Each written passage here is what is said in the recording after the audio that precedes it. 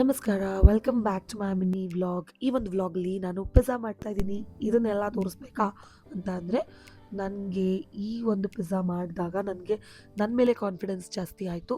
ನಾರ್ಮಲಾಗಿ ಅಡುಗೆ ಎಲ್ಲ ಮಾಡ್ತೀನಿ, ನಾನು ವೆಜ್ ಅಡುಗೆ ಮಾಡಲ್ಲ, ನಾನ್ ವೆಜ್ ಅಡುಗೆಗಳು ಮಾಡ್ತೀನಿ. ಇದನ್ನು ನಾನು ಪ್ರತಿಯೊಂದನ್ನು ಫ್ರಮ್ ಸ್ಕ್ರ್ಯಾಚ್ ಮನೆಯಲ್ಲೇ ಮಾಡಿದ್ದು. ಆಬ್ವಿಯಸ್ಲಿ ಈಸ್ಟ್, ಪಾರ್ಸ್ಲೆ, ಬೇಸಿಲ್, ಆರಿಗ್ಯಾನೋ ಎಲ್ಲ ಆಚೆಯಿಂದ ತರಿಸ್ಕೊಂಡೆ ಆರ್ಡರ್ ಮಾಡಿ.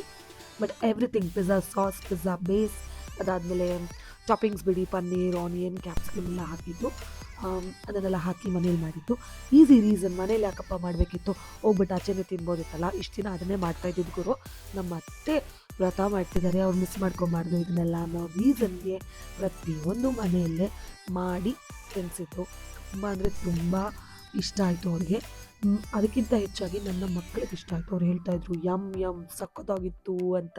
ಆಮೇಲೆ ಸಂಜೆ ನಮ್ಮ ಅಜ್ಜ ಮಾಮ ಬಂದಿದ್ದರು, ಅವ್ರು ಕೂಡ ಹೇಳಿದ್ರು ಚೆನ್ನಾಗಿದೆ ಅಂತ.